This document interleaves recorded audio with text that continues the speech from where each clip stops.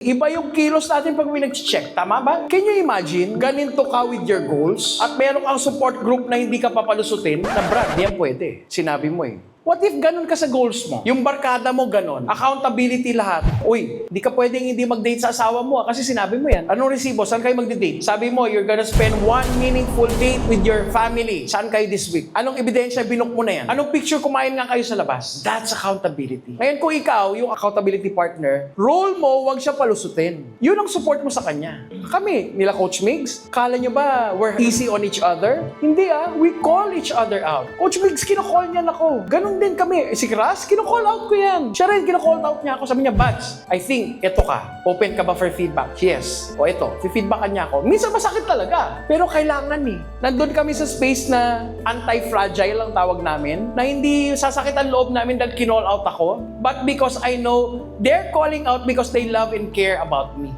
And because I said I want this.